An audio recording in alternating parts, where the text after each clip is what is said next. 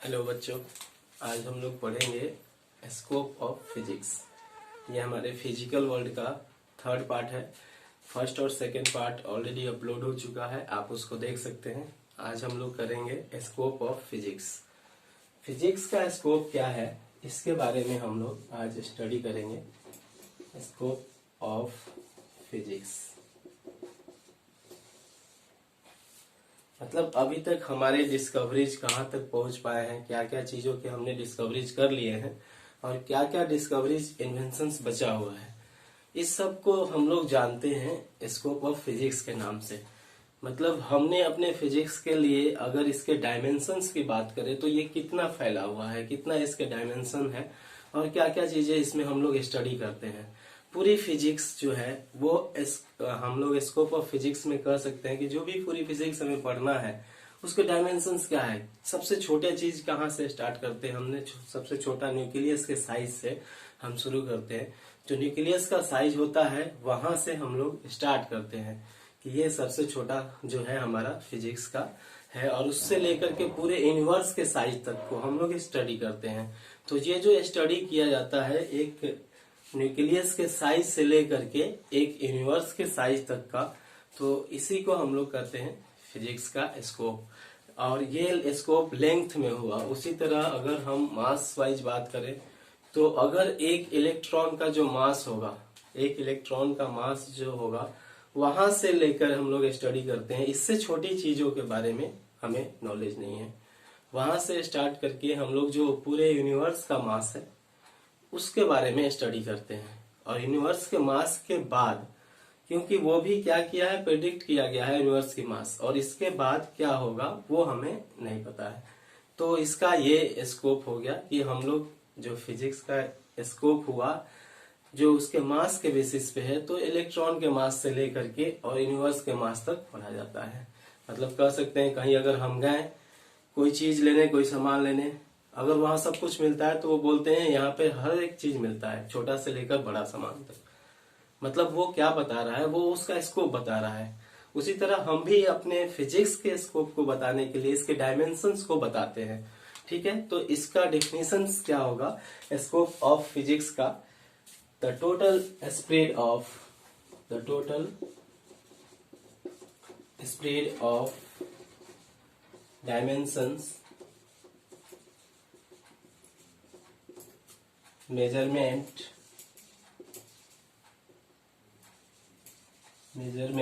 and inventions of physics is called its scope। ठीक है, मतलब जितना इसका डायमेंशन है, मेजरमेंट है, जितना हम मेजर कर सकते हैं वही हम लोग उसी को कहते हैं कि इसका ये स्कोप हुआ। ठीक है, तो इसमें हम लोग स्कोप जो स्टार्ट करते हैं वो न्यूक्लियस के साइज से, यानी इलेक्ट्रॉन के साइज से स्टार्ट करते हैं। इन साइज की बात करें, इन साइज मतलब इन लेंथ की बात करें तो क्या होगा इसका लेंथ? तो साइज ऑफ इलेक्ट्रॉन, मतलब साइज जो है इलेक्ट्रॉन का, हम लोग न्यूक्लियस का साइज 10⁻⁻15 मीटर लेते हैं। यहां से लेकर के लेंथ जो है इसका 10⁻⁻15 मीटर से लेकर के ये है साइज ऑफ इलेक्ट्रॉन। ठीक है, या न्यूक्लियस का हमारा जो है ये साइज है 10⁻⁻26 मीटर। ये हमारे 10⁻+26 मीटर ये हमारे यूनिवर्स का साइज है। ठीक है, इसको हम लोग यूनिवर्स के साइज में मेजर करते हैं कि अभी तक जो प्रेडिक्ट किया गया है इसको कैसे पता लगाया गया। तो इसके कैलकुलेशंस किए गए हैं कि कहाँ तक हमारा लाइट स्प्रेड होता है, और उसके बेसिस पे हम लोग इसको कैलकुलेट किए हैं कि इसका जो होगा साइज वो 10⁻26 मीटर तक होगा। ये होगा हमारा साइज ऑफ यूनिवर्स। मतलब इससे छोटा चीज हमारे नॉलेज में अभी तक नहीं है, हो सकता है आने वाले टाइम में हो। इलेक्ट्रॉन्स को डिवाइड कर दिया गया है क्वार्क एंटी क्वार्क में, लेकिन लेकिन अभी तक वो इंडिविजुअल एग्जिस्ट नहीं करता है, इसलिए उसका साइज के बारे में स्टडी करना अभी संभव नहीं है। आने वाले टाइम में हो सकता है इससे छोटा भी हम लोग पढ़ पाए और साइज ऑफ यूनिवर्स से भी बड़ा पढ़ पाए, क्योंकि यूनिवर्स लगातार एक्सपैंड हो रहा है। तो अगर ये एक्सपेंड हो रहा है तो इसका साइज भी बढ़ रहा है। तो आने वाले टाइम में ये डाटा चेंज हो सकते हैं। हम आपको जब पढ़ा रहे हैं, ये डाटा पढ़ा रहे हैं, आपके आने वाले टाइम में आप अगर किसी को पढ़ाओ तो हो सकता है दूसरा चीज पढ़ाओ। तो ये चीज है हमारा। और दूसरा है हमारा इन मास, ये हम लेंथ के बेसिस पे डिफाइन किए, और मास में कितना भारी है, कह सकते हैं कि कितना भारी है। अगर कोई ऑब्जेक्ट को कहेंगे कि सबसे छोटा ऑब्जेक्ट सबसे हल्का है ये, और ये सबसे भारी ऑब्जेक्ट है, तो ये सबसे छोटे हल्के ऑब्जेक्ट को हम किसको पढ़ते हैं, तो वो साइज जो मास है इलेक्ट्रॉन का, उसको इलेक्ट्रॉन का हम लोग स्टडी करते हैं। सबसे छोटा जो है mass of electron that is 10 to the power -30 kg, यहां से स्टार्ट होता है। और इसके बाद सेम मास ऑफ यूनिवर्स का मास जो प्रेडिक्ट किया गया है वहां तक पढ़ा जाता है। फिर वही बातें हैं कि ये भी चेंज हो सकता है जैसे जैसे डिस्कवरीज आगे बढ़ेगा। तो यूनिवर्स का जो मास बताया गया है वो बताया गया है to mass of universe 10 to the power 55 kg, मतलब हमारा यूनिवर्स का मास इतना है। अब हमारा स्कोप हो गया यहाँ से यहाँ तक, मीन्स -30 kg से लेकर के 55 kg तक, यहाँ तक हमारा फिजिक्स का स्कोप है। और यही चीजें हम लोग पढ़ते हैं फिजिक्स में। इससे बड़ा चीज, इससे बड़ा भारी चीज हमें नहीं पता है, बड़ा मास का ऑब्जेक्ट नहीं पता है, हम लोग नहीं पढ़ते हैं। आने वाले टाइम में पढ़ भी सकते हैं लेकिन अभी नहीं पढ़ते हैं, ठीक है। इसी तरह जो टाइम है, टाइम को भी डिफाइन किया गया कि सबसे छोटा टाइम किसको पढ़ेंगे। तो जो सबसे छोटा टाइम होता है, जिसको हम सबसे छोटा टाइम लेते हैं, वो होता है 10 to the power -22 सेकेंड। और ये जो टाइम होता है, ये टाइम होता है जब लाइट 1 मीटर डिस्टेंस कवर करता है। The time taken by light to cover 1 metre distance, that is the shortest time which we study in physics. तो ये हमारा शॉर्टेस्ट टाइम होता है जो कि हम फिजिक्स में पढ़ते हैं, जो लाइट 1 मीटर डिस्टेंस ट्रेवल करने में जो टाइम लेता है। तो टाइम के बेसिस पे इसको हम डिफाइन करते हैं इन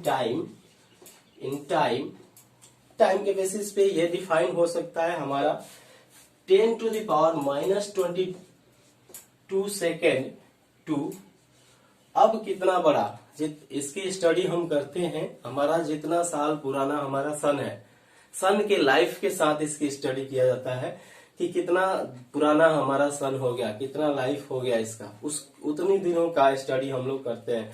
क्योंकि जो हमारा सोलर सिस्टम फॉर्म हुआ उसके बाद की स्टडी को हम कर पाते हैं। तो ये जो टाइम है कितना है जो सन का हमारा है, वो है 10 to the power 18 second. 10 to the power 18 second, मतलब 10 to the power 18 सेकेंड, 10 के बाद 18 जीरो, 1 के बाद 18 जीरो अगर हम लगा दिए, वो है हमारा 10 to the power 18 सेकेंड।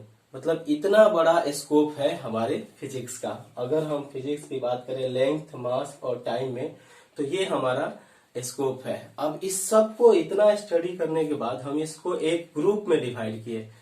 एक ग्रुप का मतलब हुआ कि इस साइज से लेकर इस साइज तक के ऑब्जेक्ट को हम लोग इस ब्रांच में पढ़ेंगे या इस ग्रुप में पढ़ेंगे, और इस साइज से लेकर इस साइज के ग्रुप को अलग डिफाइन किया। तो उसके बाद हम लोग पढ़ेंगे कि ये जो है अलग अलग इनको डिवाइड किया गया, वो किस बेसिस पे डिवाइड किया गया, ठीक है।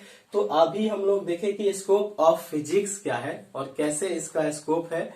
और ये हमारा जो स्टडी कर रहे हैं ये सारे टर्म, ये लेंथ के बेसिस पे, एक इलेक्ट्रॉन के लेंथ से लेकर के, इलेक्ट्रॉन के साइज से लेकर के पूरे यूनिवर्स के साइज तक का स्टडी करना, और मास के बेसिस पे इलेक्ट्रॉन के मास से लेकर के यूनिवर्स के मास तक का स्टडी करना, और टाइम के बेसिस पे टाइम जो हमारा लाइट 1 मीटर ट्रेवल करता है डिस्टेंस जिस टाइम में, that is our time period. और उसके बाद जो हमारा नेक्स्ट है जो हम स्टडी करते हैं वो है हमारा सन का लाइफ स्पैन। ये लाइफ स्पैन नहीं कर सकते हैं, सन जब से हमारा हुआ है, इवॉल्व हुआ है, तब से लाइफ ऑफ सन। और ये है हमारा 1 metre distance travelled by time. Time को 1 मीटर डिस्टेंस ट्रेवल करने में इतना लगता है। ठीक है, अभी हम लोग पढ़ेंगे क्या स्कोप ऑफ फिजिक्स के बाद कि इसको मोटे तौर पे 3 ब्रांचों में डिवाइड किया गया, वो क्या। अब हम लोग पढ़ेंगे कि माइक्रोस्कोपिक जो हमारे ब्रांचेस थे, स्कोप थे, उनको मेनली हमने मोटे तौर पे 3 ब्रांच में डिवाइड कर दिए। एक था माइक्रोस्कोपिक और दूसरा है हमारा मैक्रोस्कोपिक।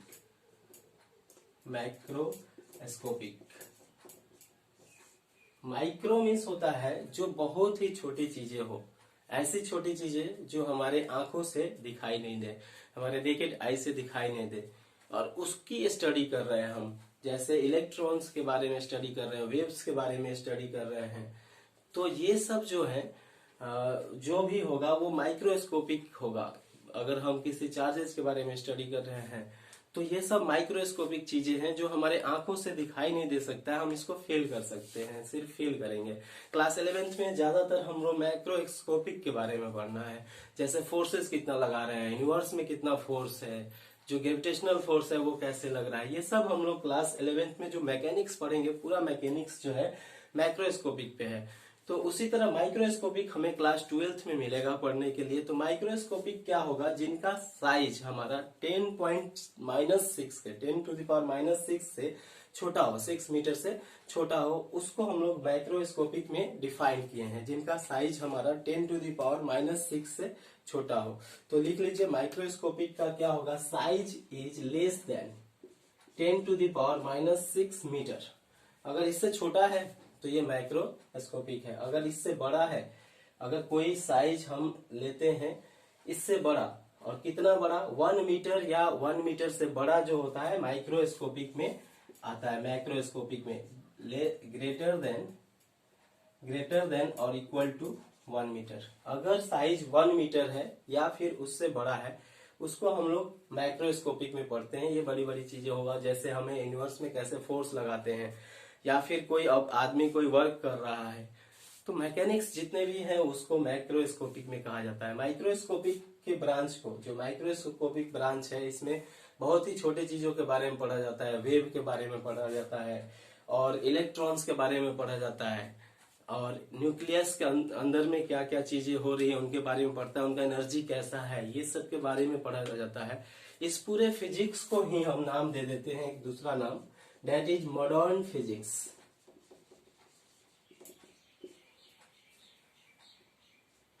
ये पूरा फिजिक्स जो है वो मॉडर्न फिजिक्स में आता है, जिसमें हम लोग छोटे छोटे चीजों के बारे में पढ़ते हैं जिनका साइज इससे छोटा हो, और जिनका साइज इससे बड़ा हो वो मैक्रोस्कोपिक फिजिक्स है, जिसको हम लोग फंडामेंट, जो हमारा फिजिक्स है क्लासिकल फिजिक्स, इसके नाम से भी इसको जाना जाता है। मतलब क्लासिकल फिजिक्स में ये सारे चीज हम स्टडी करते हैं जिनका साइज जो है 1 मीटर से बड़ा हो।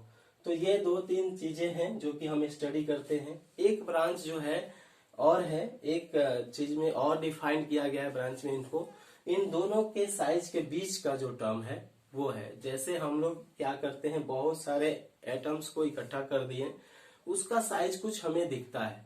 बहुत सारे मॉलिक्यूल्स को इकट्ठा कर दिया, उसका कुछ साइज दिखता है। जैसे कोलाइडल है, उसका साइज दिखता है। तो ये सब जो है वो एक दूसरी स्टडी है जिसमें आता है मेसोस्कोपिक। मेसोस्कोपिक जो है क्या होगा, जो कोलाइडल है उसका साइज, कोलाइडल या मोलिक्यूल्स साइज, ये सब मीन्स इसको हम अपने आंखों से देख सकते हैं, अपने आंखों से देख सकते हैं, बट मेजर नहीं कर सकते हैं।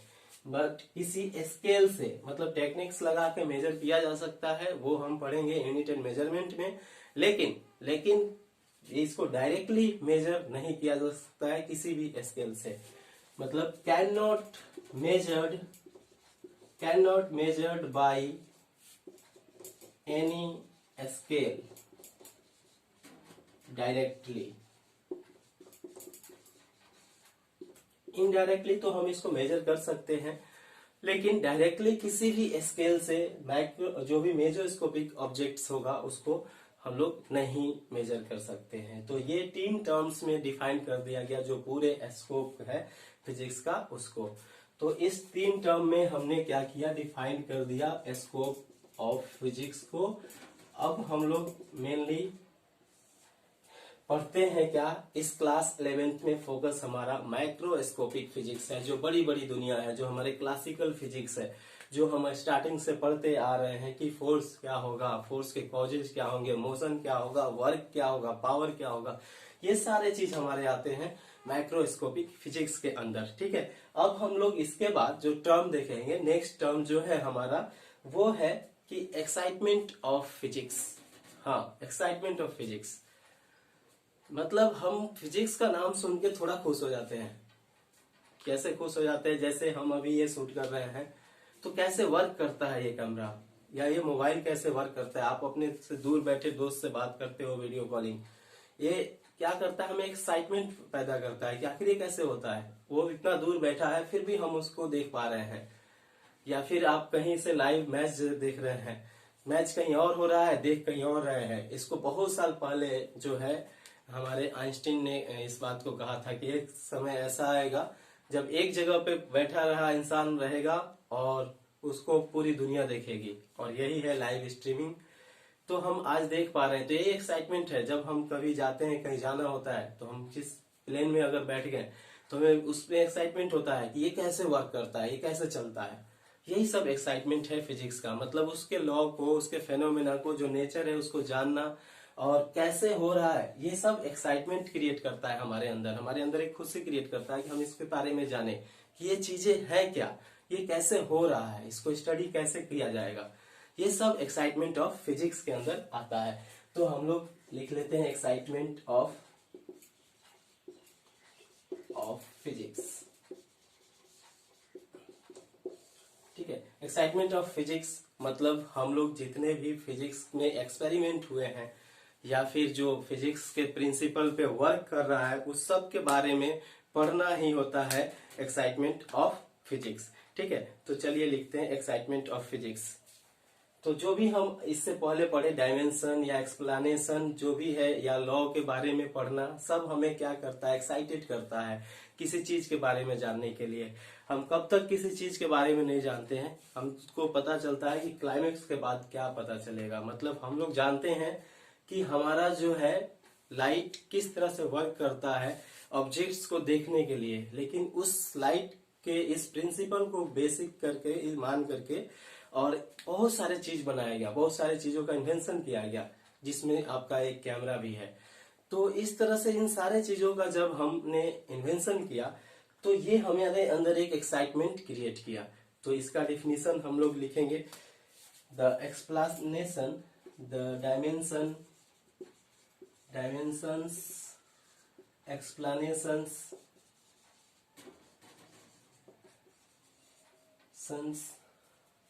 ठीक है, explanations of nature and principal of physics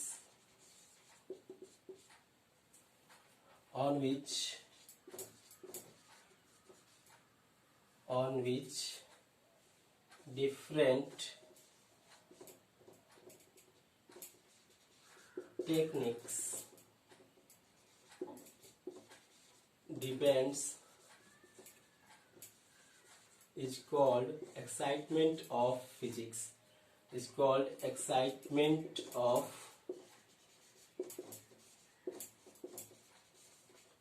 physics. इसको हम लोग कहेंगे एक्साइटमेंट ऑफ फिजिक्स। ठीक है, जैसे एग्जांपल लिख सकते हैं, मोबाइल फोन जो है, एरोप्लेन किस प्रिंसिपल पे वर्क करते हैं। ठीक है, कार, इसके अलावा जो भी हमारे लेंसेज हैं, ठीक है, ये सब चीजें जो है किस प्रिंसिपल पर वर्क करते हैं, इनका प्रिंसिपल कैसा है, ये सब हमारे अंदर एक एक्साइटमेंट क्रिएट करता है इसको स्टडी करने के लिए। तो ये चीजें हम पढ़ें। अभी हम लोग पढ़ेंगे कि जो हमारा फिजिक्स है, ठीक है, उसमें जो फोर्सेज हैं वो कितने टाइप्स के फोर्सेस। नेक्स्ट टॉपिक है हमारा physics in relation with other branches. Physics in relation with other branches,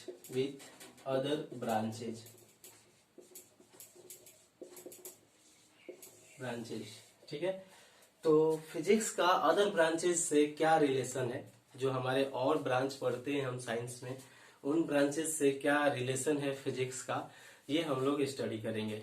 तो जैसे फिजिक्स है, इसको हम लोग अगर केमिस्ट्री से देखा जाए, केमिस्ट्री से क्या रिलेशन है, तो केमिस्ट्री के अंदर जितने भी हम लोग फोर्सेज के बारे में पढ़ते हैं, इंटरमोलेकुलर फोर्स मतलब मोलेक्यूल के अंदर का फोर्स, ये हो गया इंटरमोलेकुलर फोर्स के बारे में पढ़ते हैं, मोलेकुलर फोर्स।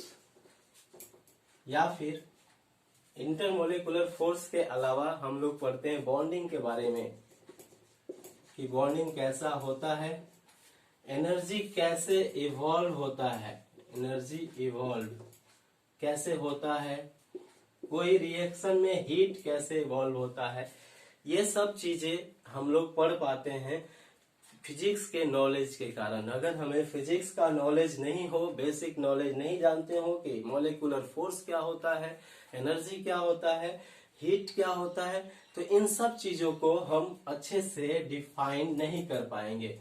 तो इस तरह से फिजिक्स हमारा जो है वो केमिस्ट्री के साथ रिलेट करता है, ठीक है। जैसे आप कह सकते हैं कि जो हमारा केमिस्ट्री है ब्रांच, वो फिजिक्स के बिना अधूरा है। मीन्स फिजिक्स अगर जब तक हम स्टडी नहीं कर पाएंगे तब तक केमिस्ट्री को हम अच्छे से नहीं समझ पाएंगे, क्योंकि उसके अंदर बहुत सारे, ये सिर्फ कुछ ही फेनोमेनाज लिखे हैं, इसके अलावा बहुत सारे ऐसे फेनोमेनाज हैं जो कि इसमें होते हैं, बहुत सारे रिएक्शंस हैं जिसमें हम लोग फिजिक्स के प्रॉपर्टी को फॉलो करते हैं। एटलीस्ट यहाँ तक कि इस केमिस्ट्री का एक ब्रांच 12th में पढ़ना पड़ता है, और वो है हमारा एटम एंड न्यूक्लियाई। ये ब्रांच जो है, ये चैप्टर जो है हमें 12th में पढ़ना होता है, जो कि केमिस्ट्री का ब्रांच है, जिसमें हम लोग पता करते हैं न्यूक्लियस के अंदर कितना फोर्स लगता है, न्यूक्लियस का साइज क्या होता है, न्यूक्लियस के अंदर एनर्जी कितना है, इलेक्ट्रॉन्स किस स्पीड से घूम रहे हैं, और उनकी एनर्जी कैसे कैसे जो है एनर्जी कांस्टेंट किस तरह से रहती है, ये सब प्रिंसिपल जो पढ़ते हैं वो फिजिक्स के बेसिस पे पढ़ते हैं। तो इस तरह से ये जो है अदर ब्रांचेस से हमारे रिलेटेड है, मतलब एटम्स के बारे में पढ़ा जाता है, न्यूक्लियाई के बारे में इसी में पढ़ा जाता है, ठीक है। तो ये सब चीजें हैं जो केमिस्ट्री को रिलेट करती हैं फिजिक्स के साथ। दूसरा एक ब्रांच है हमारा बायोलॉजी।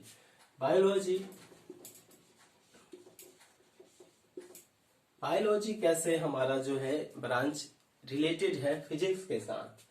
तो बायोलॉजी के लिए हम कह सकते हैं कि बायोलॉजी जो ब्रांच है हमारा, वो रिलेटेड है फिजिक्स के साथ। जैसे बहुत सारे हमारे इंस्ट्रूमेंट है वो फिजिक्स के लॉ पे बेस्ड हैं, फिजिक्स के जो प्रिंसिपल हैं उस पे बेस्ड हैं। और ये इंस्ट्रूमेंट क्या क्या हैं, जैसे हम लोग माइक्रोस्कोप, जो बेसिक बायोलॉजी की स्टडी के लिए जो सबसे बेसिक जो हमारे पास इंस्ट्रूमेंट है माइक्रोस्कोप, ये जो है हमारा फिजिक्स के प्रिंसिपल पे बेस्ड है, फिजिक्स के प्रिंसिपल पे वर्क करता है। उसी तरह हमारे पास एक्सरे मशीन जो है वो भी फिजिक्स के प्रिंसिपल पे जो है बेस्ड है। और इसके अलावा हम लोग अगर बात करेंगे, एक है MRI, magnetic resonance imaging machine, MRI जो स्कैन कराते हैं हम लोग, MRI मैग्नेटिक रेजोनेंस इमेजिंग। इसमें तीनों ही टर्म आ रहा है, मैग्नेटिक और रेजोनेंस, ये दोनों चीज फिजिक्स के हैं टर्म। और इसको, ये भी जो मशीन है ये भी फिजिक्स के प्रिंसिपल पे काम करता है, ठीक है। तो इस तरह से बायोलॉजी जो है वो हमारे फिजिक्स के साथ रिलेट करता है, हमारे फिजिक्स के साथ इसका रिलेशन है। तो लिखेंगे ऑल दीज डिवाइसेस और machine are based on principle of physics,